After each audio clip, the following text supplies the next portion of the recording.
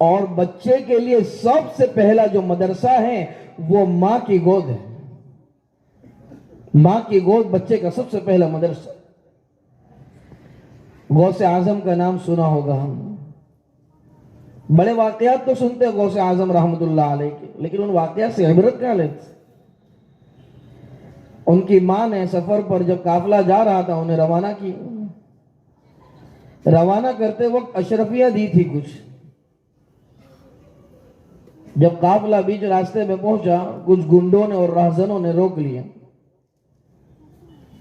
سب کی تلاشی لی, کوئی جوتے میں پیسہ چھپا رہا ہے, کوئی ازار میں چھپا رہا ہے, کوئی کہاں چھپا رہا ہے, کوئی کہاں چھپا رہا ہے.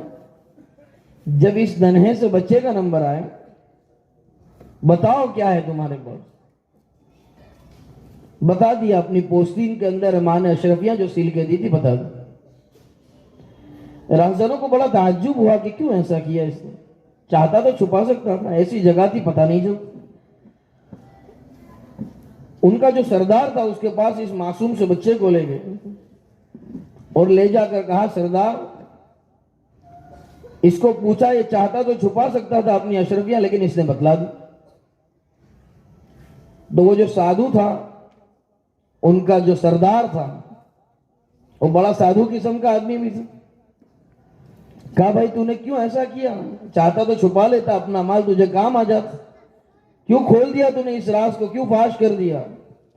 تو وہ ابھی معصوم ہے, چھوٹا سا بچہ ہے, کہہ رہا ہے میری ماں نے کہا ہے کہ جان تو جا سکتی ہے لیکن جھوٹ بولنا اس کی بڑی ممانعت آئی ہے, اور میری ماں نے تعلیم دی ہے کہ جان جائے تو چلی جائے لیکن کبھی اپنی زبان سے جھوٹ مت نکالنا. بس اتنا سننا تھا کہ وہ تمام ڈاکوؤں کا سردار وہ آپ دیدہ ہو گئے, آنکھوں سے زارو قطار آنسو جاری ہو گئے اور کہنے لگے کہ یہ بچہ ہے ابھی تو, اور اس کے ایمان کی شمع کا عالم اور اس کی تربیت کا عالم یہ ہے کہ اسے جھوٹ بولنا گوارا نہیں, لیکن ہمارے اعمال ایسے کہ ہم لوگوں کو لوٹ رہے, پریشان کر رہے, ظلم کر رہے, ستم کر رہے, پتہ نہیں ہم اللہ کو کیا جواب دیں گے مر کے. بس وہ ماں کی تربیت تھی, بچپن سے مدرسہ تھا ماں کی گود کا, اور آج یہ مظاہرہ تھا اور رزلٹ تھا ماں کی مدرسے کی ایگزام کا, اور تمام ڈاکو جو تھے وہ سب نے توبہ کر لی اور توبہ کر کے اس راستے کو اختیار کرنا بند کر دیا اور اللہ اللہ کرنے میں اور اللہ کی ماننے میں اور سرکار کی ماننے میں لگ گئے. تربیت اس کا نام ہے. آج ہم کہتے ہیں کہ ہمارے بچے ہماری سنتے نہیں, تو ایسی تربیت ہوگی بچپن سے ویسا ہی بچے بڑے ہو کے کریں. گھر میں گالیوں والا ماحول, گالی بولنے ہی والے بچہ بڑا ہو, پھر ہم کہ مولانا گالی بہت بولتا ہے, تو مولانا تم بولتے ہیں ایک فون پہ 10 گالی, تو یہ نہیں بولے گا بچہ. حضرت خواجہ معین الدین چشتی اجمیری سنجری رحمت اللہ علیہ, انہوں نے جب اجمیر سے دہلی کا سفر کیا تو 7.5 لاکھ لوگ ان کے ہاتھ پر ایمان لے آئے. پوچھا کیا ماجرا ہے, لوگوں سے تو کچھ نہیں کہا لیکن اپنی والدہ کے پاس گئے اور اس واقعے کو بیان کیا. تو کہا اس میں تیرا کوئی کمال نہیں, اس میں میرا بھی حصہ ہے.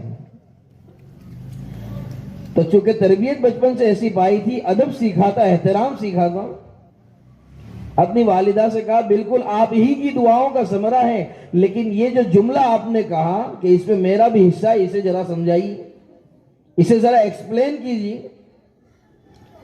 تو کہا مجھے یاد نہیں کہ کبھی میں نے تجھے بچپن میں بغیر وضو کے دودھ پلایا ہو, تو ایسی تربیت اور ایسا لحاظ بچے کے ساتھ بچپن ہی سے, اور اتنا اہتمام وضو کا اور اللہ کے احکامات کا اور سرکار کی پیروی کا کہ آج بچہ بنا تو پھر خواجہ معین الدین چشتی کے نام سے سارے عالم میں اور چہار دانگ عالم میں مشہور ہو.